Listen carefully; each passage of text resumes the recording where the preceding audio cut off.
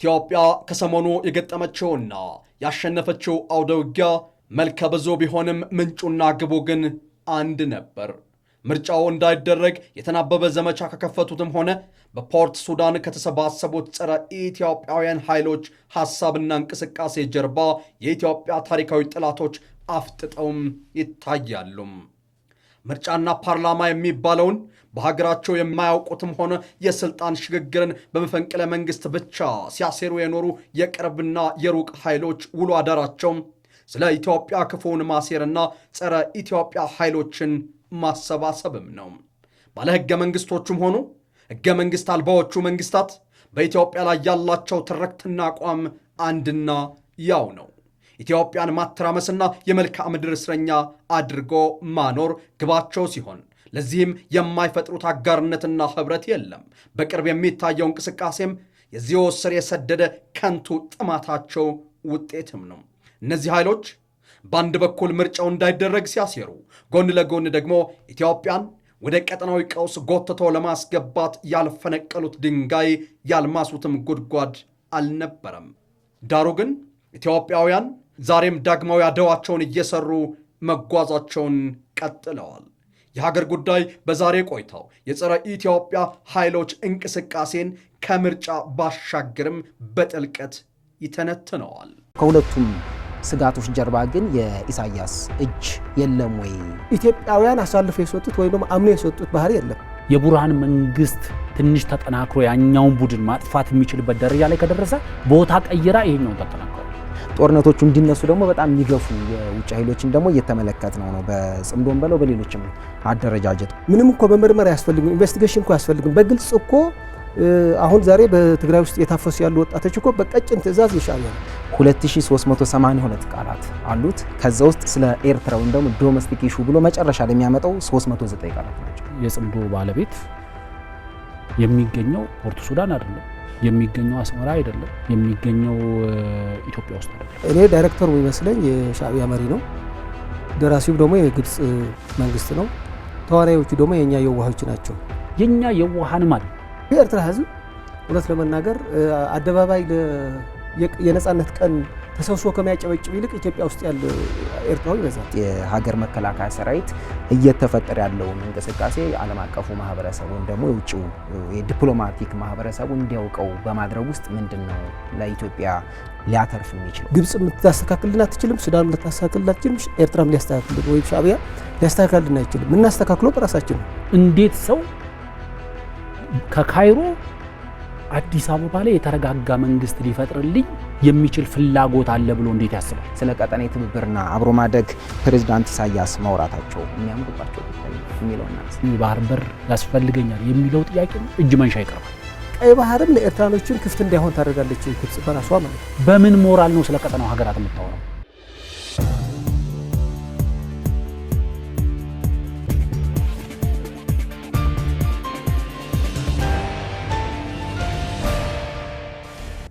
ጤና ይስጥልን፣ እንዴት ሰንብታችኋል? ከኢቢሲ የሀገር ጉዳያችን ተጀምሯል። የሀገር ጉዳይ ዛሬ የተለያዩ ጉዳዮችን እያነሳ ቆይታ ያደርጋል። በዋናነትም ከኢትዮጵያ የባህር በር ጥያቄ፣ እሱን ለማደናቀፍ ደግሞ እየተፈጠሩ ካሉ ጽምዶንና ተመሳሳይ ጉዳዮች እንዲሁም ደግሞ ከሰሞኑ በኤርትራ በኩል የተደረገው ንግግር የፕሬዝዳንቱን ማለቴ ነው፣ እሱ መነሻ አድርገን ከኢትዮጵያ የብሔራዊ ጥቅምና የብሔራዊ ደህንነት ጉዳዮች አንጻር እንዴት መመዘን አለባቸው የሚለውን ጉዳይ እየተመለከትን እንቆያለን። ለዚህም እንግዶች አሉኝ።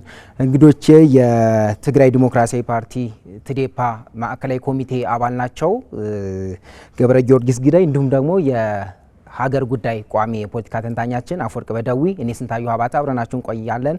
ስለምታውሱን ጊዜ አስቀድመን እናመሰግናለን። በዲጂታል አማራጭ የምትከታተሉን ደግሞ ሀሳብ አስተያየታችሁን እዛ ላይ በነጻነት እንድታሰፍሩ እናበረታታለን። እንግዶቼ እንኳን ደህና መጣችሁ።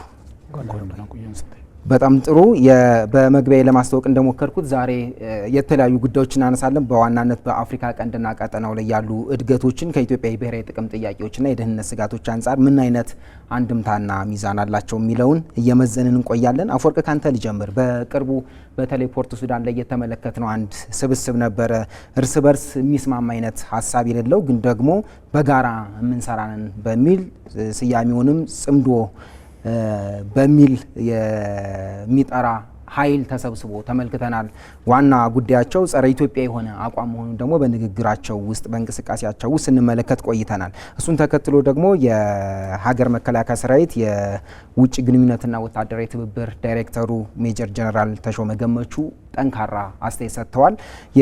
በመከላከያ በኩል በተለይ ደግሞ እንዲህ አይነት ጸረ ኢትዮጵያና ጸረ ሉዓላዊነት የሆኑ አቋሞችን በማስረዳት በኩልም እየተደረጉ ያሉ እንቅስቃሴዎችን ያስረዱበትን ሁኔታ ተመልክተናል። አጠቃላይ ግን በአፍሪካ ቀንድ የጂኦፖለቲካ ውስጥ በተለይ ከዚህ ከጽምዶ ጋር በተገናኘ ምንድነው እያስተዋልን ያለ ነው?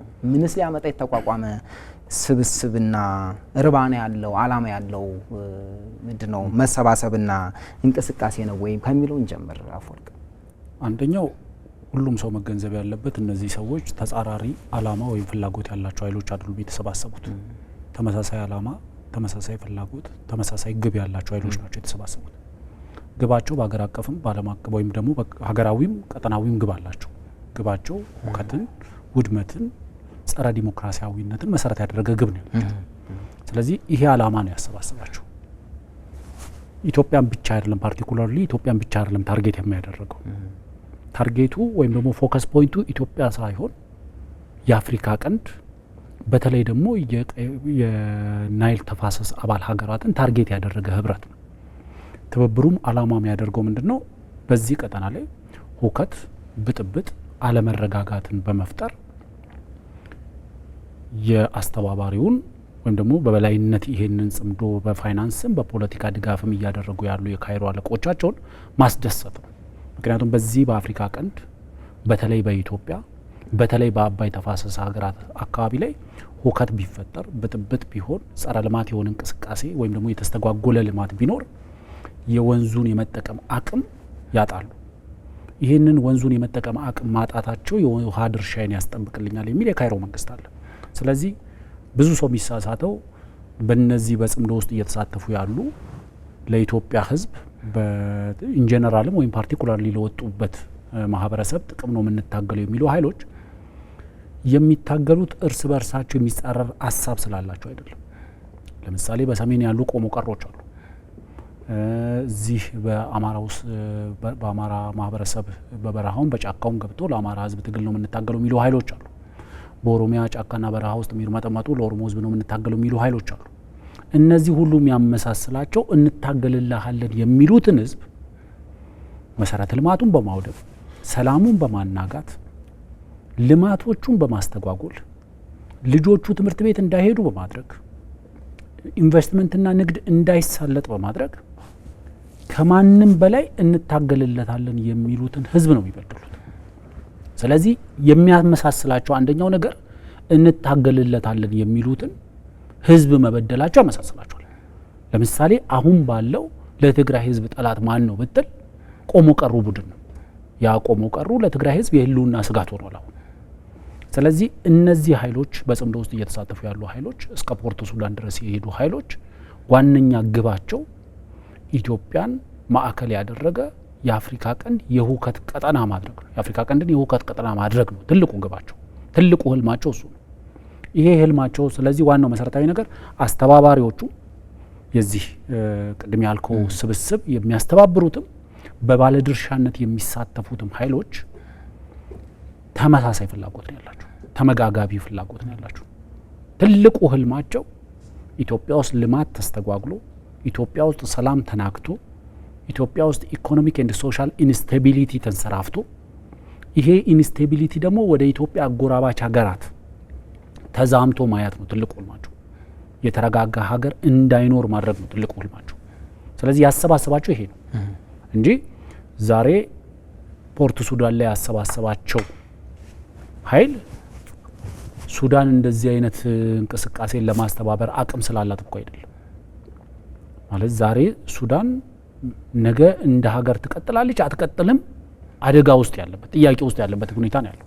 አይደለም የሌላ ሀገራትን እጣ ፈንታ በሌላ ሀገራት ውስጥ ሁከት የሚፈጥር ስብስብ ማደራጀት ይቅርና፣ ግን ዋናው መሰረታዊ ነገር የዚህ የጽምዶ ባለቤት የሚገኘው ፖርት ሱዳን አይደለም፣ የሚገኘው አስመራ አይደለም፣ የሚገኘው ኢትዮጵያ ውስጥ አይደለም። ባለቤቱ የሚገኘው ካይሮ፣ ከካይሮ የተሰጠ መመሪያ ነው። ስለዚህ የካይሮን ቅድም የጠቀስካቸው የመከላከያ ከፍተኛ አመራር እንዳሉት የፈርዖንን ቀንበር ለመሸከም የፈቀዱ ኃይሎች በሙሉ የተሰባሰቡበት ነው ማለት ይቻላል። በጣም ጥሩ መለስና እናነሳዋለን። በተለይ ተጻራሪ ፍላጎት ነው ያላቸው የሚባለው እንታገልለታለን ደግሞ ልናሳካው እንፈልጋለን ብለው የተቋቋሙትና በየግላቸው ካስቀመጡት ግብ አንጻር አሁን ደግሞ የጠላት ብለው ከተሰበሰቡበት አንጻር ሲመዘን ነው እሱን አስወግደነዋል ብለው ሲያስቡ ግን እርስ በርስ መታኮስ የሚጀምሩና አንድ ስንዝር አብረው መሄድ የሚያስችል የጋራ ርዕይ የላቸውም ከሚለው አንጻር ነው የተቃራኒ ወይም ደግሞ ተጻራሪ ፍላጎት ነው ያላቸው የሚለው። አንተ በመጣበት ደግሞ በተለይ የጥፋት ካሰብን ወይም ደግሞ ጸረ ኢትዮጵያነትን ካሰብን ግን እሱ የሚያመሳስላቸው መሆኑን ማንሳት እንችላለን። እንመለስበታለን። አፈወርቅ አመሰግናለሁ። ገብረ ጊዮርጊስ ወደ አንተ ልምጣ። ቀደም ብዬ ሳነሳ ነበር በተለይ ሜጀር ጀነራል ተሾመ ገመቹ ቃለ ምልልስ ከኢቲቪ ጋር ባደረጉት ጫንቃቸውን ለፈርዖን ቀንበር በሰጡ የኢትዮጵያ አካላትና አካባቢው ላይ ባሉ ስብስቦች የሚደረግ ጸረ ሉዓላዊነት ወይም ደግሞ ጸረ ኢትዮጵያ እንቅስቃሴ ነው ይሄ ጽምዶ የሚለውን ነገር አስምረውበት ሄደዋል። ለመሆኑ ግብጽ አሁንም በተደጋጋሚ ከኢትዮጵያ እንቅስቃሴዎች ወይም ደግሞ ከኢትዮጵያ የብሔራዊ ጥቅም ጥያቄዎች ጀርባ እየመጣች መቆምና መቆመርን ከምን አንጻር ነው የምትፈልገው? አሁንም ከአባይ ወንዝና ከባህር በር ጥያቄያችንም ጋር ተገናኝቶ መታየት የለበትም ወይ? ኢትዮጵያ እንዴት ነው ይህንን ጉዳይ ሊገነዘቡት የሚገባው የሚለውን ያንተ ምልከታ ነስ። መልካም አመሰግናለሁ። መጀመሪያ ያው ጽምዶ በተባለው ቋንቋን እንጀምርና የዚህ ጽምዶ እንደሆነ ታይትል ነው ወሰደውና ደራሲና ዳይሬክተር አለው፣ ተዋናይ ደግሞ አለ ያው እንደሚታወቀው ማለት ነው። ደራሲው ማን እንደሆነ ይታወቃል። የካይሮ ፈርዖን ልክ ጄኔራሉ እንዳሉት ነው። ዳይሬክተሩ ምናልባት አጠገባችን ያሉ መሪ ሊሆኑ ይችላሉ። ተዋናዩ በጣም ያሳዝነው ግን ከኢትዮጵያ የምታህል ትልቅ የታሪክ ሀገር ተነስቶ የዚህቺ የማያውቁት ድርሰት ተዋናይ መሆናቸው ኢትዮጵያውያን ናቸው ተዋናዮቹን። አሁን ተዋናዮችን የሀገራቸውና የሕዝባቸው ጥቅም አሳልፈው በመስጠት ነው። ደራሲው ግን ትክክለኛ የሕዝቡና የሀገሩ ጥቅም ስትራቴጂካዊ ጥቅሙን መሰረት አድርጎ ነው እንግዲህ ያ ድርሰትን የደረሰው ማለት ነው። ዳይሬክተሩም ከሁለቱም ያተርፋል፣ ተዋናይም ጭምር ነው። በእርግጥ አሁን ለምሳሌ እኔ ዳይሬክተሩ የሚመስለኝ የሻዕቢያ መሪ ነው፣ ደራሲው ደግሞ የግብጽ መንግስት ነው፣ ተዋናዮቹ ደግሞ የእኛ የዋሆች ናቸው። ምናልባት በኢትዮጵያ እንደሚታወቀው ገና በዲሞክራሲ ግንባታ ላይ ነው ያለነው። ችግር ይኖር ይችላል፣ ግብጽም ችግር አለ። አንድ ግብጻዊ ፖለቲከኛ ግን ኢትዮጵያ መጥቶ ስለ ግብጽ መጥፎ አይናገርም። ለሀገር የምታስብ ከሆነ ዋቴቨር መስዋዕቱ መክፈል ዝግጁ መሆን አለብህ። ይሄው ለሀገር መስዋዕት ማለት በቃ ምንም ለጥቅም የሚለወጥ አይደለም። እዛ በእርግጥ ተዋናይ ስትሆን የሆነ ኮሚሽን ሊሰጥህ ይችላል፣ ወይም ለሆነ የጋራንቲ የፐርሰናል ጋራንቲ ሊሰጥህ ይችላል። ስለዚህ እዚህ ውስጥ ያለው ምንድነው? ግብጽ በቀይ ባህርም ትከሰታለች፣ በአባይም ትከሰታለች። እዚህ ውስጥ የኛ ብቻ የኛ ህዝብና የኛ ናሽናል ኢንተረስት ብቻ አይደለም አደጋ ውስጥ ወድቅ ያለው፣ የሱዳንም ጭምር ነው። እንደ ህዝብም ካየነው የኤርትራም ህዝብ ጭምር ነው እንግዲህ አደጋ ውስጥ ወድቅ ያለው። አሁን ማየት ያለብን ምንድነው? ፖለቲካል ልዩነት ባህሪያዊ ነው የትም ዓለም በሰለጠኑም ጭምር። አሁን ከዚህ መንግስትም ከየትኛው መንግስትም ልዩነት ቢኖርም እንኳን አትሊስት ላለፉ 1000 ምናምን ዓመት ከአክሱም ዘመነ መንግስት ጀምሮ ከስልጣኔው ከአራተኛ ክፍለ ዘመን ምናልባትም ከዛ አለፍ ሲል ከዳማት ምንለው ወይም ፑንት ምንለው ጥንታዊ ስልጣኔ ጀምሮ የኛ ጠላት የነበረችው ግብጽ እሷ በምታዘጋጀው ድግስ ላይ ሄዶ ተዋናይ መሆን እኔ እውነት ሰው ፖለቲካል አኒማል ነው ይባላልና እነዚህ ግን ወደ ፖለቲካል ደረሱ። የፈለገ ልዩነት ይኖር በዚህ ይችላል 1000 ምናምን ዓመት የኢትዮጵያ መስቀልቅል የኢትዮጵያ ታላቅነትን ያስቆለቆለው በእነዚህ ኃይሎች ናቸው፣ በግብጽና ከዛ ጀርባ ያሉ ኃይሎች ማለት ነው። በእነዚህ የተዘጋጀው ድግስ ላይ ማግኘት እንደ አንድ ኢትዮጵያው ግን በጣም ያሳፍራል። እና ወንድሞቻችን በዚህ ቢቆጠው ይህን ተገንዝበን እኛም ሱዳንም ያለንን የህዝባችንና የሀገራችን ጥቅም አሳልፈን እየሰጠን ነው። አሁን የፊልሚያ ሜዳ የተደረገው ከሱዳን ዋናው ምክንያት የአባይና የሱዳን ሰፊ መሬት ነው። የዚህ አሁን ያለው ፍልሚያ ማለት ነው። ግብጽ ከዚህ ጀርባ ያለችው አባይ አለ፣ ሰፊ ያልተነካ መሬት ደግሞ በጣም ፈርታይል የሆነ ኤሪያ አለ በሱዳን ላይ። ይሄ ደግሞ ያለ ውሃ ሊሆን አይችልም። የአባይ ውሃን ተንተርሶ ይሄን ሁለታችን ኢትዮጵያን በማተራመስ ውሃ የአባይ ወንዝ ባለቤት እንዲያጣ ማድረግ፣ ኢትዮጵያኖችን ጸረ ኢትዮጵያ እንዲሰለፉ በማድረግ አባይ ምናችን ነው የሚሉ ኢትዮጵያውያንን በመፍጠር ሱዳኖችን ደግሞ በየዋህነታቸው ወይም ደግሞ በአቅም ማነሳቸው እንትናቸው ግዛታቸው አሳልፎ ሰጥተዋል ለዚህ ጽምዶ የሚባለው ማለት ነው። ለዚህ አይነት እንቅስቃሴ የቀጠናው ትርምስ ማለት ነው። የሱዳን ህዝብ ግን አሁንም እስከ 40% ተፈናቅሎ በገዛ ቤቱ ሜዳ ላይ ነው ወድቆ ያለው ማለት ነው። ስለዚህ እኛ ብቻ አይመስለኝም የኤርትራ ማህበረሰብ የሱዳን መንግስትና ማህበረሰብ ወደ ቀልባቸው መመለስ አለባቸው። ቀጠናው ከኛ ውጪ አድርጎ ባለቤት እኛ ባዳ እናድርጎ ሌላ ተጠቃሚ እንዲሆነው እኛ ደግሞ ባዳ ሆነን በነበርንበት አዘቅት ወይም ደግሞ ከዛ በባሰ ድህነት እንድኖር እየተበየነብን ያለው ማለት ነው። ስለዚህ ይሄ ናሽናል ኢንተረስታችን የመጨረሻ የሚቀማን የሚነጥቀን ስለሆነ አትሊስት በዚህ ናሽናል ኢንተረስት ላይ ሁላችን ተመሳሳይ ፖዚሽን ተመሳሳይ አቋም መያዝ አለብን። ከዚህ ውጭ ያለ የዲሞክራሲ ግንባታ ግን ግብጽ ልታስተካክልን አትችልም፣ ሱዳን ልታስተካክልን አትችልም፣ ኤርትራም ሊያስተካክልን ወይም ሻዕቢያ ሊያስተካክልን አይችልም። የምናስተካክለው በራሳችን ነው። እኛ የሚከፈል መስዋዕት ካለ ዲሞክራሲ እንከፍላለን። ለናሽናል ኢንተረስት የሚከፈል ደግሞ ራሱ የቻለ መስዋዕት ነው። በዚሁ ላይ ሁለቱ መቀላቀል የለበትም። የናሽናል ኢንተረስት አሳልፎ በመስጠት የሚገነባ ዲሞክራሲ የለም። ናሽናል ኢንተረስቱ ይከበር፣ ዲሞክራሲያዊ ግንባታው ደግሞ በጋራ ሆነን እንገነባዋለን። ስለዚህ ሁለቱም ናሽናል ኢንተረስቱና የዲሞክራሲ ጥያቄ መቀላቀል ለእኔ ተገቢ ሆኖ አይታየኝም። አሁን ለምሳሌ እኛ ተቃዋሚ ነን። በናሽናል ኢንተረስታችን ላይ መጀመሪያ ግን ቅድሚያ የምንሰጠው መስዋዕት ለሱ ነው። ከዛ በኋላ የዲሞክራሲ ግንባታው ደግሞ ቀጥለን እንሰጠው ነው። ለምን ሀገር ሴፍ ስትሆን ነግር ያለው በግብጽ ብዙ በዲሞክራሲ ልምምዳቸው ገና ናቸው። ያው የምታየው መፈንቅለ መንግስት በምን የመጡ መሪዎች ናቸው ያሉ። ግን አንድ ግብጻዊ ከናሽናል ኢንተረስቱ አንድ ነገር ሰክሪፋይ አድርገው የእኛ ግን በቃ ዝግጁ ናቸው። አንድ ጀነራል ብርሃኑ ጁላ መስላ አንድ ጊዜ ምንድነው እኛ በጣም እንሯሯጣለን፣ እንሽቀዳደማለን በአንዳንድ ለውጭ ኃይል ለማገልገል ማንም ግን ይሄ ማድርገው ይሄ መሪ ተው የመሪ ልዩነት ከመሪ ጋር መጣላት እሱ ሌላ ጉዳይ ነው። ሀገር ግን ለትውልድ የምታስረክባት ነው። ይሄ መንግስት እኮ ለትውልድ አታስረክበውም፣ የምታስረክበው ሀገር ነው። ይሄ መንግስት በራሱ ጊዜ ወይም ይለወጣል ወይም በራሱ ጊዜ ያበቃል። ዘመኑ እንዳየ ነው ማለት ነው። ሀገር ግን ለትውልድ የምታስረክባት ነው። ሀገር ለትውልድ ስታተባም ከነላዕላዊነቷ እንጂ የተተራመሰች ሀገር ካስረከብካት ይሄ ትውልድም ምንም ሊያርጋት አይችልም፣ የፈረሰችው ሀገር ማለት ነው። ስለዚህ እዚህ ጋር ጽምዶ እንዳልኩ ተዋናይ ናቸው የኛ የዋሃን ከዚህ በፊት የነበሩበት ላዕላዊነት ወይም የነበራቸው ክብር ብቻ ስላጡ ቁጭት ያላቸው ከውስጣቸው እነሱ ነው እንግዲህ የተስፋ መቁረጥ እንደዚህ ወዲያ ወዲህ የሚወራጩ እንጂ ምንም ማህበራዊ ቅቡልነትም የለም፣ ፖለቲካል ህይወትም የለም። ሌሎቹም ኢትዮጵያውያን ግን ቢያንስ በግብጽ በምታዘጋጀው በግብጽ ኤጀንቶችን በሚዘጋጅ ዳስ ባይገኙ ድግስ ባይገኙ የሚል ሀሳብ ነው ያለው። ስለዚህ እዚህ ጋር ግን ጀነራል እንዳሉት የፈርዖን አገውዳጆች አሁንም ቢሆን አይጠቅማቸውም። እኔ የገባቸውም አይመስለኝም። የሆነ ነገር ግብዣ ሲደረግላቸው የቀጠናው አጀንዳ ለማስተካከል ነው እና የቀጠናው ጉዳይ አብረን ለመምከር ነው ተብለን የተጠራ ነው የሚሉ ሰዎች ናሉ። ከግብጽ ጋር የቀጠናው ጉዳይ ትመክር ማለት እኔ አይገባኝም።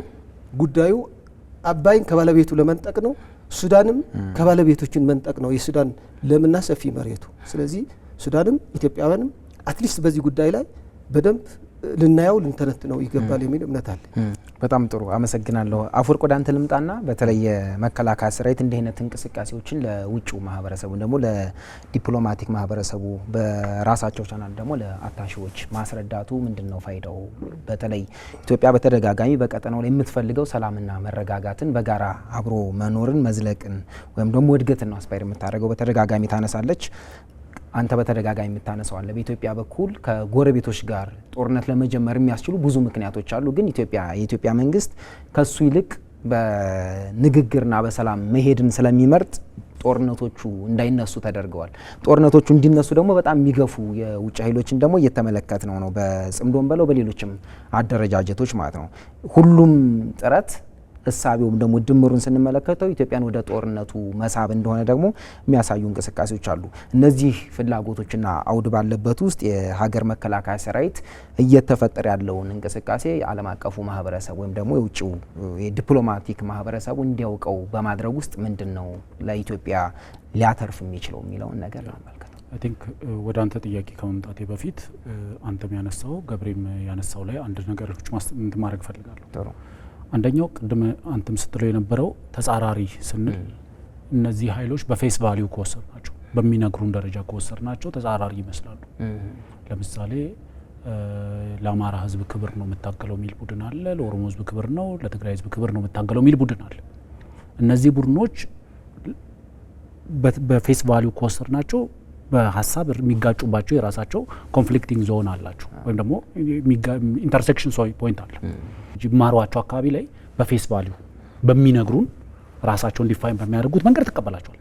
ከዛ በኋላ ግን ባትል ፍሮንት ላይ ወይም ደግሞ በየመንደር ውስጥ ያደረጓቸውን ግፎች ደግሞ ስታይ ዲፋይን የሚያደርጋቸው ቃላቸው ሳይሆን ተግባራቸው ነው።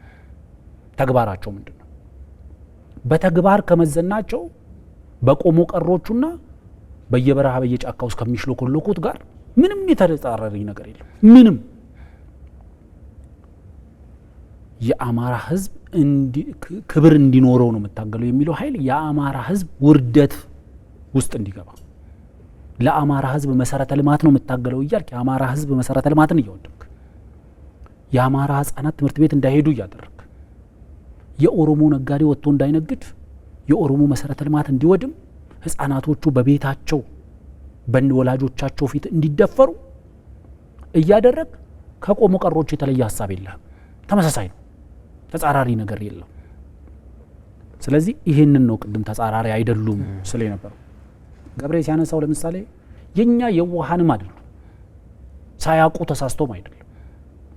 ማለት በየትኛውም የፖለቲካ ሌቭል ላይ እንደው ፖለቲካ 101 ወይም ደግሞ ይሄ በፖለቲካ ሜዳ ላይ ተንጋለ የተኛ የፖለቲካ ድንቁርና ያጠቃ ሰው እንኳን ብትሆን በዚህ ደረጃ አለማወቅ አይቻልም። እንዴት ሰው ከካይሮ አዲስ አበባ ላይ የተረጋጋ መንግስት ሊፈጥርልኝ የሚችል ፍላጎት አለ ብሎ እንዴት ያስባል? ማለት የካይሮ የፖለቲካ ቅኝቱም አዝማቹም ተመሳሳይ ነው ማለት ለዘመናት። ይሄ በሲሲ ጊዜ ይጀምር አይደለም፣ በሙባረክ ጊዜ ይጀምር አይደለም፣ በነሳዳት ጊዜ ብቻ አይደለም፣ በነናስር ጊዜ ብቻ አይደለም፣ በንጉሶቹም በፈርዖኖቹም ጊዜ ቅኝቱም አዝማቹም ተመሳሳይ ነው። ከምንድነው ከጅብ ቆዳ የተሰራ ከበሮ ሁልጊዜ ብሉኝ ብሉኝ ይላል እንደሚባለው የግብጽ ፖለቲካ ቅኝቱም አዝማቹም ተመሳሳይ ነው። አባይ አባይ አባይ ነው የሚለው። ቀይ ባህር ልምጭ የአባይን ፍላጎቷን ግብጽ ለማስከበር የምትጠቀምበት ልምጭ። ኢትዮጵያ ከቀይ ባህር የተገፋችው በዚህ ምክንያት ከቀይ ባህር የተገፋችው ስለ ወንዙ ሲባል፣ ምክንያቱም ከቀይ ባህር ስትገፋው ኢኮኖሚውን ቮልነራብል ታደርጓል፣ ኢኮኖሚውን ዲስቴብላይዝ ታደርጓል፣ ኢኮኖሚውን ደካማ ታደርጓል፣ ኢኮኖሚውን ተጋላጭ ታደርጓል። ዴን የተጋላጭ የሆነ ኢኮኖሚ፣ ደካማ የሆነ ኢኮኖሚ፣ በድህነት አረንቋ ውስጥ የሚዳክር ኢኮኖሚ የተፈጥሮ ሀብቱን መጠቀም አይችልም። ለዘመናት ሰርቷል ይሄ ስራ። የግብጽ ይሄ ፖሊሲ ሰርቷል። ከካይሮ ማንኛውም ፕሮፖዛል ለአዲስ አበባም ሆነ ለካርቱም ቶ ለአስመራም ቢሆን ሲመጣ የካይሮን የውሃ ድርሻ የቅኝ ግዛት ስምምነቶችን መሰረት ያደረገውን የውሃ ድርሻ ያስጠብቃል ወይስ አያስጠብቅም? ያ የውሃ ድርሻ ምንድን ነው? ያ የውሃ ድርሻ አንዲት ጠብታ ውሃ ኢትዮጵያ አትጠቀምም ነው የሚለው፣ አንዲት ጠብታ። ስለዚህ ያንን ፕሮፖዛል ተቀብለ መሬት ላይ ስታወርድ ይሄ የዋህነት አይደለም፣ ወደ ፈቅደ ነው። በሆድ ስታስብ ይሄ ነው የምትሆነው። በቃ በሆድ ማሰብ የሚያመጣው ትልቁ ችግር አንደኛው ይሄ ነው።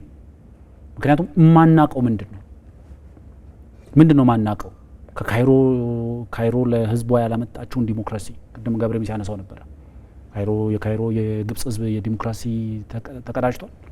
የግብጽ መንግስት እኮ ሬሌቫንስ እኮ የግብጽን የቅኝ ግዛት የውሃ ድርሻ ማስጠበቅ ነው። የህዝቡን የዲሞክራሲ የፖለቲካ የምናም መብቶቹ መጠበቅ አይደል። ግብጽ በቅኝ ግዛት የተከበረላትን የናይል ውሃ ድርሻ ማስጠበቅ ነው የግብጽ መንግስት አስፈላጊነት። ሬሌቫንስ እሱ ነው። ዲሞክራሲ ያመጣል ምናምን አይደል። ግብጻውያን የሲሲን መንግስት የሚሰፍሩት ምን ያህል የቅኝ ግዛት የተፈቀደልንን የውሃ ድርሻ አስጠብቋል ወይስ አላስጠበቀም? ይሄንን መሰረት አድርገ የኛ ዜጎች ምንድነው ከካይሮ የሚፈልጉት?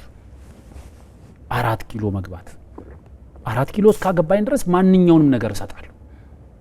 ቅድም ገብሬ ናሽናል ኢንተረስትን ሰክሪፋይ ማድረግ ድረስ የምንሄደው ለዛ በቃ ሁሉንም ነገር ሸጠህ፣ ቀጠናዊ ጥቅምን ሸጠህ፣ ብሔራዊ ጥቅምን ሸጠህ፣ ሀገራዊ ጥቅምን ሸጠህ፣ ሉዓላዊነትን ሸጠህ፣ የህዝብህን ህልውና ሸጠህ፣ ሁሉን ነገር ሸጠህ የምታገኘው የ4 ኪሎ ወንበር ምን ልታደርግበት ነው?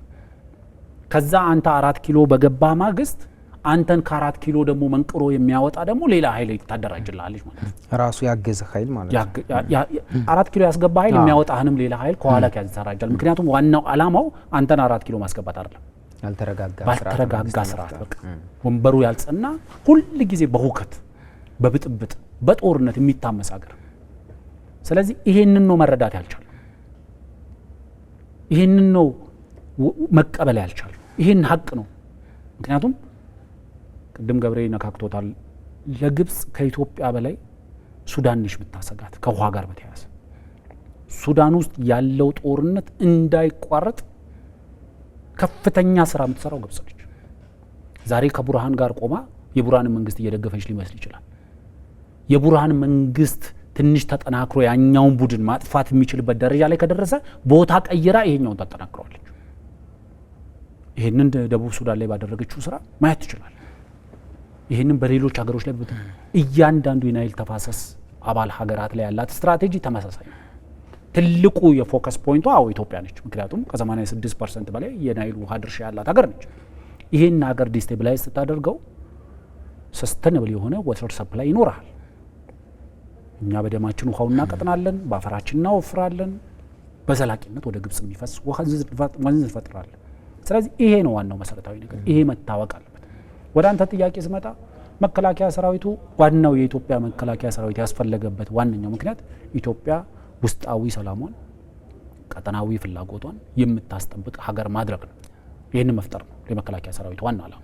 እንደ መከላከያ ሰራዊት ለምሳሌ አሁን ካለው ከዘመኑ የሉዓላዊነት ዲፊኒሽን ጋር ወይም የድንበር ዲፊኒሽን ጋር መከላከያ ሰራዊታችን ሲገነባ ትላንትና እንደነበረው የኢትዮጵያ ሉዓላዊ ግዛት 1.1 ሚሊዮን ስኩዌር ኪሎ ሜትር ነው። ስለዚህ ይህንን ድንበር ከዚህ ወንዝ በመለስ ከዚህ ድንጋይ በመለስ ከዚህ ተራራ በመለስ ብሎ መጠበቅ አይደለም። የኢትዮጵያ ዳር ድንበር የኢትዮጵያ ብሔራዊ ጥቅም ያለበት ድረስ የኢትዮጵያ ብሔራዊ ጥቅም ላቲን አሜሪካ አለ። ስለዚህ መከላከያ ሰራዊታችን የሚደራጀው የትኛውም አካባቢ ያለ የኢትዮጵያ ብሔራዊ ጥቅምን ማስጠበቅ በሚችልበት ደረጃ ነው። ስለዚህ መከላከያ ሰራዊቱ ወጥቶ ለእያንዳንዱ የዲፕሎማቲክ ሚሽን ወይ ለፖለቲካ አመራሩ ሊሆን ይችላል፣ ወይም ደግሞ ለኢኮኖሚ አመራሩ ሊሆን ይችላል፣ ወይ ለወታደራዊ አታሼዎች ሊሆን ይችላል ብሪፊንግ ሲሰጥ የኢትዮጵያ ፖለቲካ ማጠንጠኛው የግብጽ ቅድም እንዳልነው ቅኝቱም አዝማቹም አባይ ነው እንዳልነው፣ የኛ ደግሞ ፖለቲካ ትልቁ ማጠንጠኛው ሁለት ነገር ነው። የተፈጥሮ ሀብታችን እና የባህር በራችን። በእነዚህ ነው ፖለቲካችን ልንቃኘው የሚገባ። ምክንያቱም የባህር በራችንን ጥያቄ እስካልመለስን ድረስ የታነቀ ሀገር ይዘን ነው ተቀጥሎ። የታነቀ ሀገር የተፈጥሮ ሀብቱ መጠቀም አይችልም። ትልቁ ጸጋችን የተፈጥሮ ሀብት ነው እንላለን አይደል? ወንዞች አሉን ከየትኛውም ሀገር የተሻለ፣ ሀብቶች አሉን ከየትኛውም ሀገር የተሻለ። ለድህነታችን ምንም አይነት በቂ ምክንያት የለንም። ስለዚህ እነዚህ ያሉንን ሀብቶች ተጠቅመን ከድህነት አረንቋ ውስጥ መውጣት የምንችለው የባህር በር ችግራችንን ስንፈታ ነው። የባህር በር ጥያቄ የባህር በር ፍላጎታችንን በትናንሽ ሀገሮች የሚወሰን ካደረግነው ግን እነዛ ትናንሽ ሀገራት የባህር በር መግቢያና መውጫችንን ብቻ አይደለም የሚወስኑልን፣ ኢኮኖሚያችንን ይወስናሉ። ደግሞ ሆኖንም አይተናል አይደል? ኢትዮጵያ የባህር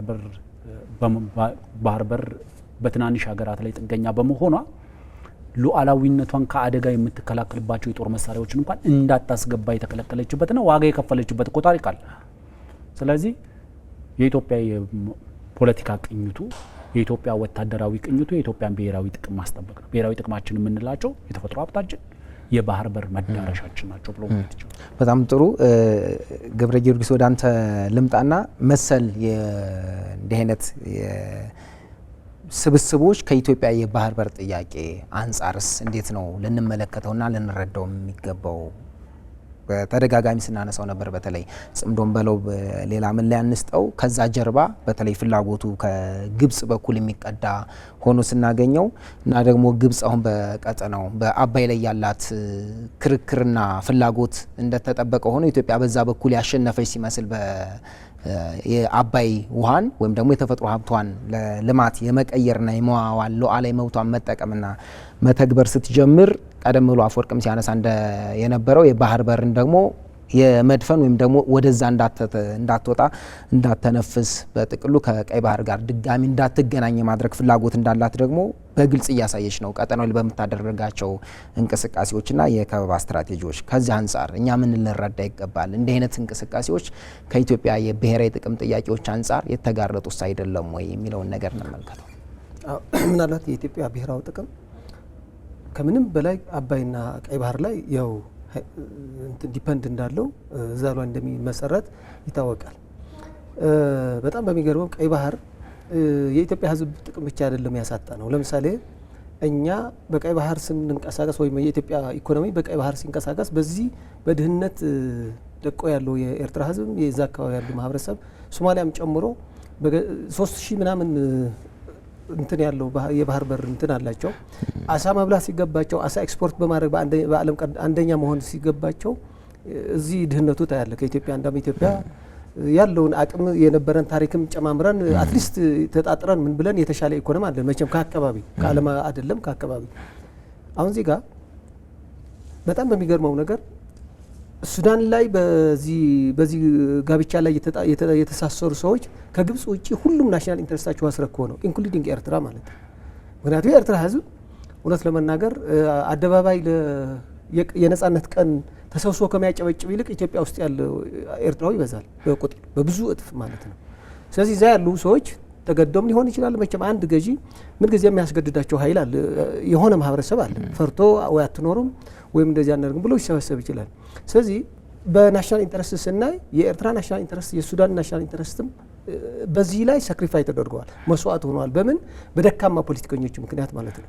ምክንያቱም እኔ እኮ በጣም የሚገርመኝ ነገር ጸረ ኢትዮጵያ ዛም ሲሰለፉና ለምሳሌ የኛ የዋሃን ያልናቸው እነሱ ጋር ህዶብ ተቀላቅሎ የእነሱም አጀንዳ አራጋቢዎችና አሟሟቂ ሲሆኑ እነዚህ ያሰበሰቡን ሰዎችን በዲሞክራሲስ ምን ይመስሉ ነው? አሁን እዛ ሱዳን በገዛ ልጆቻቸው ነው እንግዲህ በገዛ ልጆቹ ነው የሱዳን ህዝብ ሁሉ አሰራ መከራ እየበላ ያለው። የኤርትራ ህዝብም ትንሽ ህዝብ ነው በቁጥር በጣም ሰፊ ሪሶርስ አለው። ጥሩ አስተዳደር ቢኖር ኖሮ ጥሩ ዲሞክራሲ ቢኖር ኖሮ ዛሬ ለዚህ ቀጠናም እንኳን የሚተርፍ ሀብት ማፍራት የሚችል ጠንካራ ህዝብ ነው የነበረው።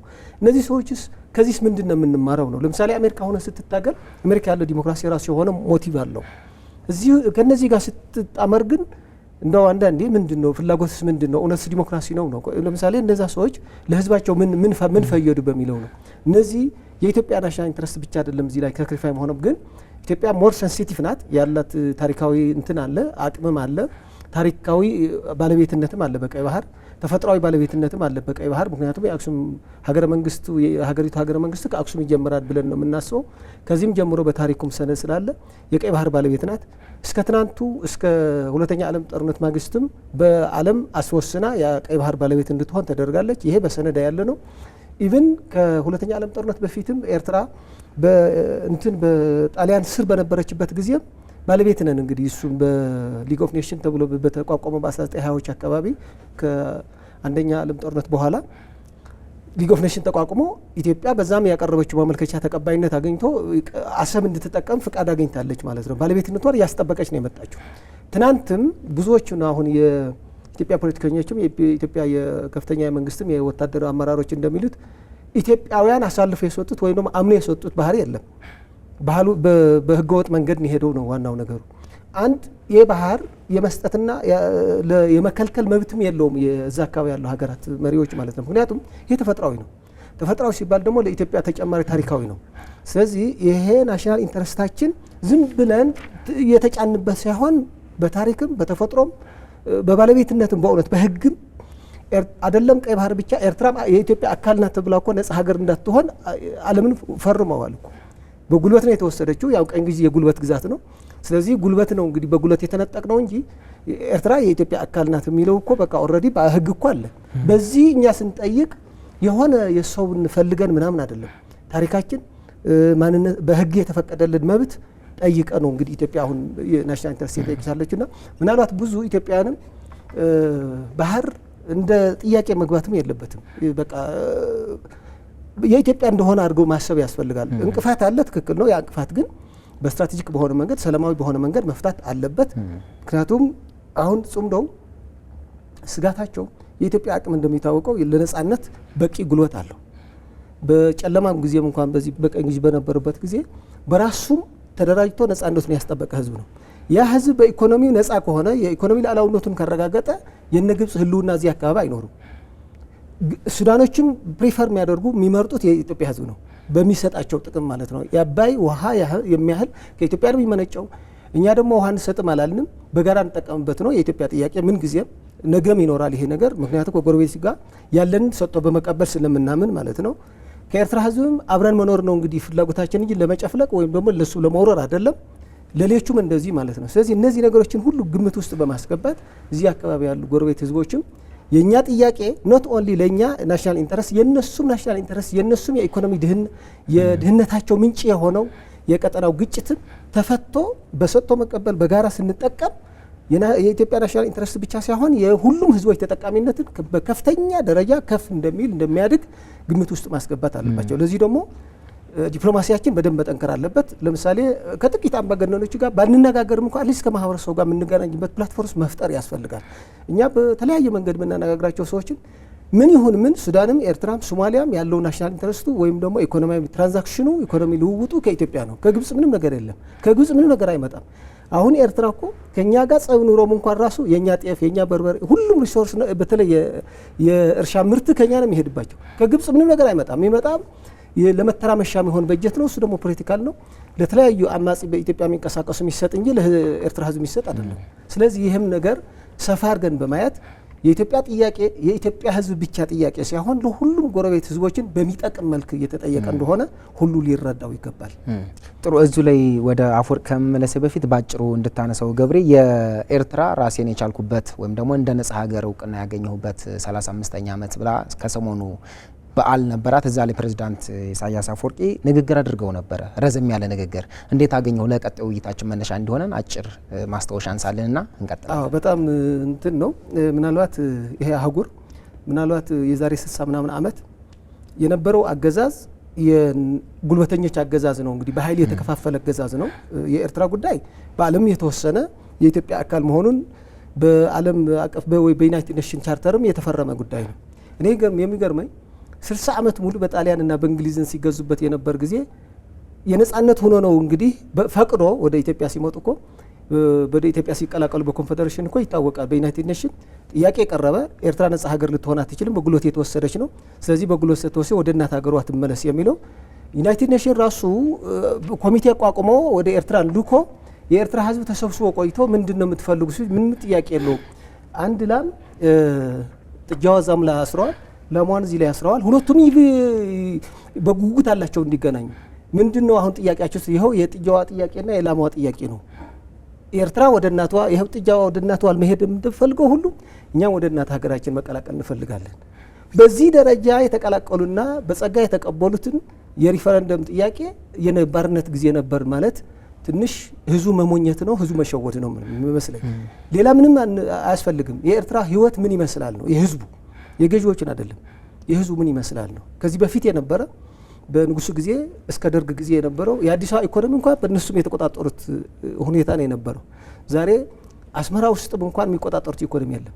ስለዚህ ምንድን ነው የውሸት ነጻነት ነው። እኔ እንደሚመስለኝ የማንኛው አፍሪካዊ ከአፍሪካ ወንዱም የተገነጠለበት ጊዜ ነጻነት ሳይሆን ባርነት፣ ኩፉ ከጎረቤቱ ጋር የተለያየበት ህዝቡ ስቃይ ውስጥ የከተተበት እንጂ ለህዝቡ እውነተኛ ነጻነት ከሆነ በአንድነት በሰጥቶ መቀበል።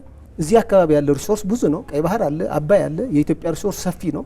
ይህ ሁሉ በጋራ በአንድ ገበያ ላይ ህዝባችን ተጠቃሚ ብናደርግ ከስደት ብናስቀረው ነው የነጻነት ጊዜው ማለት የሚቻለው እንጂ ለስደት ለችግር ለዚህ ሁሉ ድህነትን የዳረገህ ቀን የነጻነት ቀን ለኔ እውነት በህዝቡ ላይ ማሾፍ መስሎ ይታየኛል። አመሰግናለሁ። አፈወርቅ ወደ አንተ ልምጣና በተለይ ቀሩ ካሉ አክልህባቸው ከፕሬዝዳንት ኢሳያስ ንግግር ጋር በተገናኘ እየተመለከትኩት ነበር። በተለይ ወደ እንግሊዘኛ ተቀይሮ በሀገሪቱ የማስታወቂያ ሚኒስቴር ዌብሳይት ላይ የወጣውን ጽሁፍና 2382 ቃላት አሉት። ከዛ ውስጥ ስለ ኤርትራ ወይም ደግሞ ዶሜስቲክ ኢሹ ብሎ መጨረሻ ላይ የሚያመጣው 309 ቃላት ናቸው። ከ2000 በላዩ ስለ ሌሎች ሀገራት ከአሜሪካ እስከ ኢራን ከሆርሙዝ እስከ ኢትዮጵያ፣ የሱዳን፣ የደቡብ ሱዳን፣ የሶማሊያ ጉዳዮች በጣም ሲተነተኑበትና ፕሬዝዳንቱ በቃ የዚህ አጠቃላይ የዓለም አቀፍ ፖለቲካል ኢኮኖሚ ተንታኙ እኔ ነኝ የማውቀው እንዲህም ብያችሁ ነበር አይነት ብዙ ዲስኩሮች የተሰሙበት ነው። በዚህ ውስጥ ከተግባራቸው ጋር ይሄዳሉ ተብሎ መፈተሽ ያለበት አንደኛው ስለ ቀጠናዊ ትብብርና መረጋጋት የጋራ እድገት ለ80ኛው የተባበሩት መንግስታት ጉባኤ ጭምር ስናነሳው ነበረ በተደጋጋሚ የሚል ሀሳብ ሲያነሱ ነበረ። የሆርሙዝ ሰርጥን መዘጋት መነሻ አድርገው ደግሞ የሚያስፈልገው ኮሌክቲቭ ሴኩሪቲ ወይም ደግሞ የጋራ ደህንነት ነው የሚል ሀሳብ ሲያነሱ ነበረ። በእርግጥ የፕሬዝዳንቱ ንግግር እሳቸው ከሚመሩት ሀገር እሳቤና ጽምዶን ብለው ከሚያደራጁት ወይም ደግሞ ከሚደግፉት አጠቃላይ ግን ከሚሄዱበት እንቅስቃሴ ጋር የሚናበብ ነው ወይ? ስለ ቀጠናዊ ትብብርና አብሮ ማደግ ፕሬዝዳንት ኢሳያስ ማውራታቸው የሚያምርባቸው ጉዳይ ነው የሚለው እናንሳ። ወደ እሱ ጥያቄ ከመምጣቴ በፊት አንድ ነገር ላይ በደንብ አጽንኦት መስጠት ያስፈልጋል። ጽምዶ የሚሉ በተለይ በጽምዶ ውስጥ እየተሳተፉ ያሉ ኢትዮጵያውያን ተዋናዮች ሁለት ነገር ለካይሮ መንግስት እጅ መንሻ አቅርበዋል። አንደኛው ኢትዮጵያ በወንዞቿ የመጠቀም መብቷን አሳልፈው ሰጥተው እኛን መንግስት ብታደርጉን፣ እኛን 4 ኪሎ ብታስገቡን፣ እናንተ በቅኝ ግዛት ስምምነት መሰረት እንደምትሉት አንዲት ጠብታ ውሃ ላንነካ፣ ኢትዮጵያ ፍትሃዊ የውሃ ድርሻ አላት ብለው በአደባባይ አይናገሩም። እነዚህ ሰዎች በአባይ ላይ ኢትዮጵያ ፍትሃዊ የውሃ ድርሻ አላት ብለው አይናገሩም። አንደኛው በእጅ መንሻነት የቀረበው ይሄ ነው። ሁለተኛው በእጅ መንሻነት የቀረበው ኢትዮጵያ የቀይ ባህር መዳረሻ ያስፈልገኛል ወይም የባህር በር ያስፈልገኛል የሚለው ጥያቄም እጅ መንሻ ይቀርባል። ምክንያቱም የግብጽ መንግስት አቋም ይታወቃል። ኢትዮጵያን ነን ሊቶራል ስቴት ብሎ ነው ዲፋይን የሚያደርጋት አይደለም። የባህር ገብ ያልሆነች ሀገር ብዙ ጊዜ መግለጫ ሲያወጡ ለምሳሌ የባህር ገብ ያልሆነ ሀገር ወደ ቀይ ባህር እንዲመጣ አንፈልግም የሚል መግለጫ ስትሰማ ኢትዮጵያን ነው የሚሉት እንጂ ከኢትዮጵያ ውጭ ያሉ ኃይሎችማ ይመጣሉ። 17 የተለያዩ ሀገራት የወታደራዊ ሰፈር ገንብተዋል አፍሪካ ስለነሱ አንስተው ያሉ። ስለዚህ ነን ሊቶራል ስቴት ወደ ቀይ ባህር ጉዳይ ውስጥ መምጣት አይችልም ሲሉ ወይም ደግሞ የሬድ ሲ ካውንስል ኦር ሬድ ሲ ፎረም ሲያደራጁ ካውንተር ማድረግ የሚፈልጉት የኢትዮጵያን እንቅስቃሴ ነው። ስለዚህ እነዚህ በኢትዮጵያውያን ነን ብለው የሚያምኑ ለኢትዮጵያ ሕዝብ ነው የምንታገለው ብለው የኢትዮጵያን ሕዝብ ለማሞኘት ወይም ለመሸወድ የሚሞክሩ ሰዎች ሁለት ነገር ለካይሮ መንግስት እጅ መንሻ አቅርበዋል። ኢን ኤክስቼንጅ ጽምዶ የሚባል የጋራ ውድመት፣ የጋራ ጦርነት፣ የጋራ እልቂት ኦርኬስትሬት የሚያደርግ ቡድን ለመፍጠር ማለት ነው። ስለዚህ ይሄንን ከግምት ማስገባት ያስፈልጋል። የአስመራው ሰው ስለ ቀጠናዊ ትብብር ሲያወራ ያምርበታል ወይ ለሚለው ቀጠናዊ ትብብር ማለት ምን እንደሆነ የማይገባው ሰው ለኔ እስከማውቀው ድረስ። ምክንያቱም የኤርትራ መንግስት ብለን በስም ልንጠራው አንችልም። ለምሳሌ በጫካ በነበሩበት ጊዜ የምንታገለው የኤርትራ ህዝብ የዲሞክራሲ መብቱን እንዲረጋገጥለት የሲንጋፖር መሰል የሆነ የኢኮኖሚ እድገት እንዲቀዳጅ ሰላምና ደህንነት ያለው ከቀጠናው ሀገራት ጋር በትብብር የሚኖር በሰላም የሚኖር ሀገር ለመፍጠር ነው ይሉ ነበር አይደል? ዛሬ የፈጠሯት ኤርትራ ምን ትመስላለች? ዛሬ እሳቸው ስለ አሜሪካ የዕዳ ጫና ሲያወሩ የአንድ ሀገር ኢኮኖሚ ጤነኛነት የሚታየው ጤንነቱ የሚታየው በይሄ ሎን አፕታይት የሚባል አለ አይደል? ለብድር ያለው አፕታይት ምን ይመስላል ተብሎ ነው። ምክንያቱም የብድር አፕታይቱ ከፍተኛ ሆነ ማለት ኢኮኖሚው ጤነኛና ጠንካራ ነው ማለት ነው። አንድም መመለስ እየቻለን ሁለትም በጣም እያለማ። አዎ፣ ምክንያቱም ተበድሮ አንድ አበዳሪ ሀገራት ትኩረት መሳብ አለበት። አበዳሪ ሀገራቱና ተቋማት ትኩረት ሲስብ ደግሞ እነዛ አበዳሪ ሀገራት ለዛ መንግስት ብድር ሲሰጡ ያምኑታል፣ ይመልሳል፣ ኢኮኖሚው ይመልሳል። ስለዚህ ሎን አፕታይት በራሱ የጥሩ ኢኮኖሚ ፐርፎርማንስ ማሳያ ነው። ግን እሳቸው የፈጠሩት ሀገር ሎን አፕታይቱ ዜሮ ነው። ለምሳሌ እስቲ በእንትን እንለካቸው። በ35 ዓመት ጊዜ ውስጥ ለኤርትራ ህዝብ አንድ የረባ ኢንዱስትሪ ተገንብቷል። አንተ መግለጫው ንግግራቸው እንዳየው ሁሉ ለ35ኛ ዓመታቸው የትራንስፖርት ሚኒስትራቸው ያወጡትን መግለጫ ስታይ ታፍራለህ። ከዛሬ 35 ዓመት በፊት የተረከብናት ኤርትራ የነበራት ባሶች ይሄን ያለው እኛ ይሄን ያህል አድርሰናል የሚል ሪፖርት ታገኛለህ። 260 ምናምን አካባቢ ባሶች ነበሩ፣ አሁን 1900 አድርሰናል በ35 ዓመት ውስጥ። ይሄንን ለ35 ዓመት ብታካፍለው በአመት 40 ባስ የምትገዛ ኤርትራ ነች የተገነባቸው። የአዲስ አበባ ከተማ አስተዳደር በአመት የነዚህን 5 እና 6 እጥፍ ባሶች ይገዛል በየአመቱ። ይህን ኢኮኖሚ ነው የገነባው። ዛሬ ኤርትራ ያላት ጂዲፒ ስንት ነው ሲባል 2026 ዳታ $5 ቢሊዮን አይሞላም። የኢትዮጵያ አንድ የአየር መንገድ አመታዊ ገቢው ከ7 እስከ 8 ቢሊዮን ዶላር ነው። የኤርትራ አጠቃላይ ሀገራዊ ምርት ወይም ደግሞ ግሮስ ዶሜስቲክ ፕሮዳክት ወይም ጂዲፒውን ካየኸው $5 ቢሊዮን የሚባለው ከኢትዮጵያ አየር መንገድ በታች የሆነ በታሪካቸው በ35 አመት እድሜያቸው አንድ የረባ ኢንዱስትሪ መገንባት ያልቻለ ኢኮኖሚ ዜጎቹ የሚሳደዱበትና የሚሰደዱበት ሀገር። ለምሳሌ የአፍሪካን ሲንጋፖር ገነባለሁ ብለህ አቅደህ የአፍሪካን ጓንታናሞ ቤይ ነው የገነባው። ጓንታናሞ ቤይ ለምሳሌ አሜሪካውያን በመሬታቸው ላይ ማድረግ የማይፈልጓቸውን ግፎች የሚፈጽሙበት ኪዩባ ውስጥ የሚገኝ ለአሜሪካ ተላልፎ የተሰጠ ግዛት ነው። እዛ ግዛት ውስጥ አሜሪካ የፈለገችውን ግፍ ትፈጽማለች፣ የፈለገችውን እስረኞች ታስርበታለች። ዛሬ ኤርትራ እንደዛ ነች። ለዜጎቿ ብቻ አይደለም፣ ለቀጠናው አምባገነኖችም የማሰሪያነት የእስር ቤትነት አገልግሎት ነው የምትሰጠው።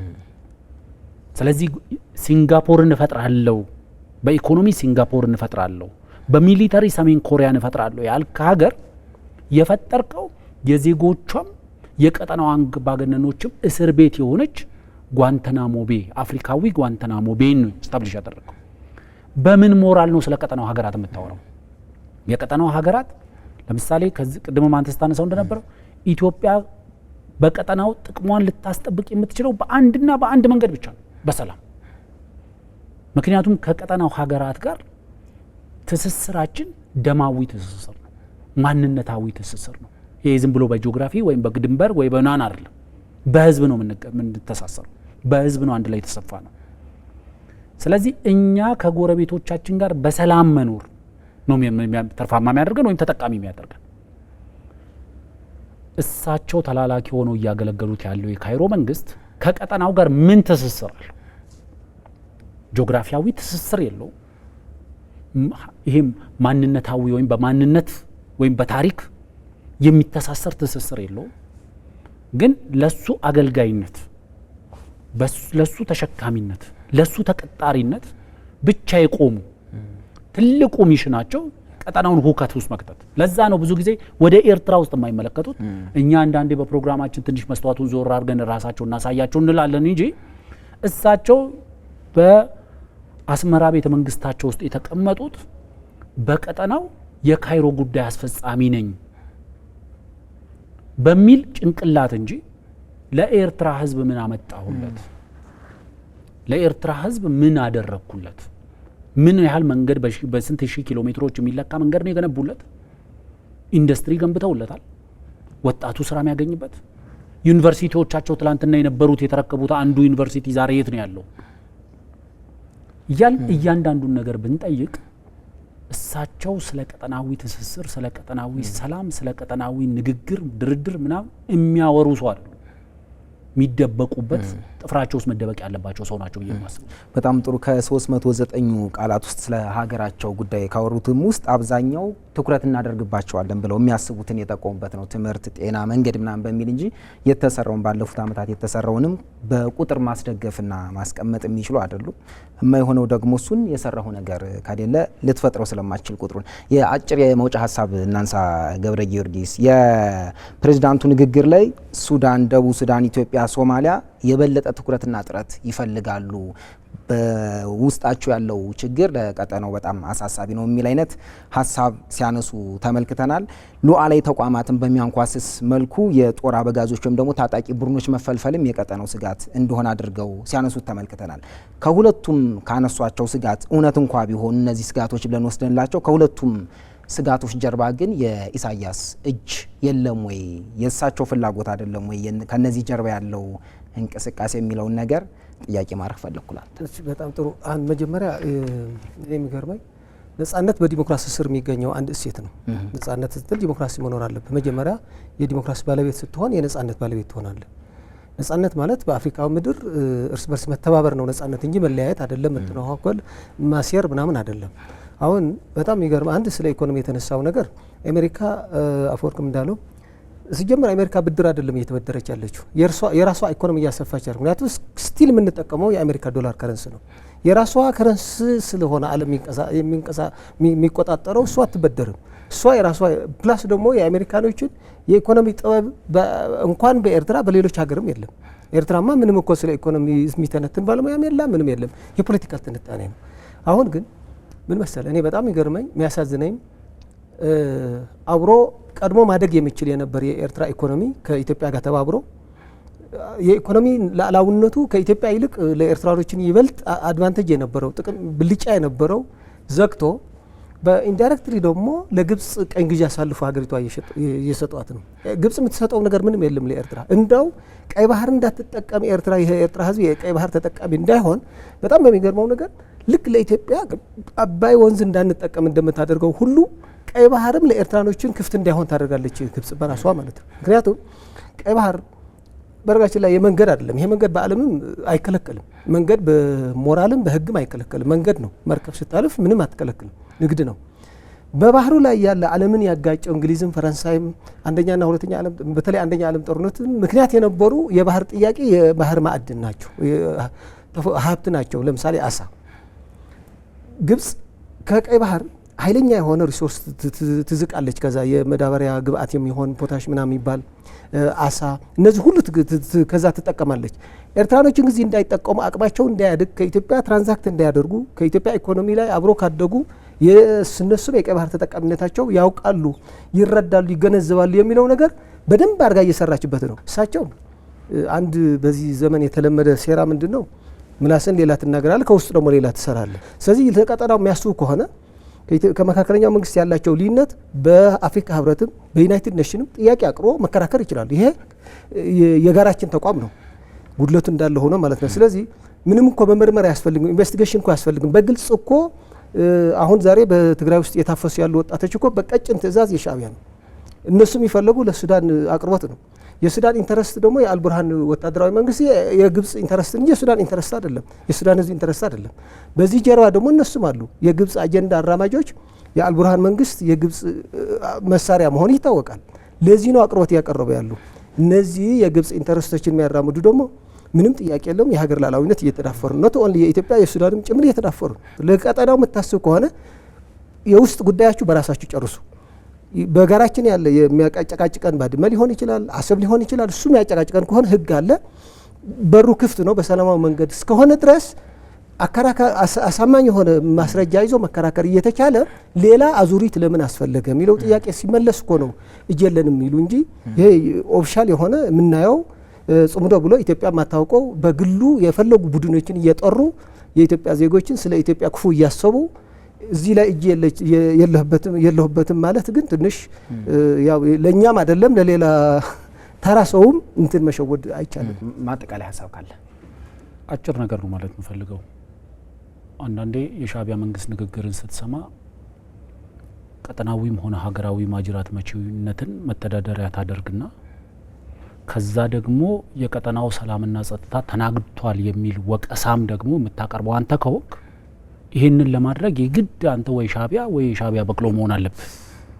ምክንያቱም ሻዕቢያውን ኮምፕሌን እያደረገ ያለው ማጅራነት መቺነትንም መተዳደሪያ አድርጎታል። የቀጠናው መታወክንም ደግሞ የሚነግረን እሱ ነው። ይሄ ነው አሁን ትልቁ ችግር እየሆነ ያለው።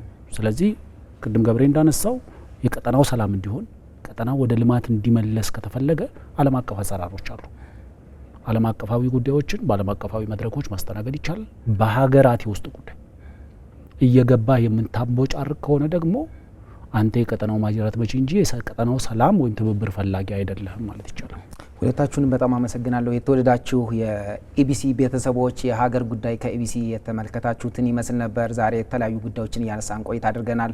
አብረናችሁ የቆየ ነው የቲዴፓ ማዕከላዊ ኮሚቴ አባል ገብረ ጊዮርጊስ ግዳይ እንዲሁም ደግሞ የሀገር ጉዳይ የፖለቲካ ተንታኙ አፈወርቅ በደዊ፣ እኔም ስንታየሁ አባተ እያመሰገንን በዚሁ እንሰናበታለን። ጤና ይስጥልን።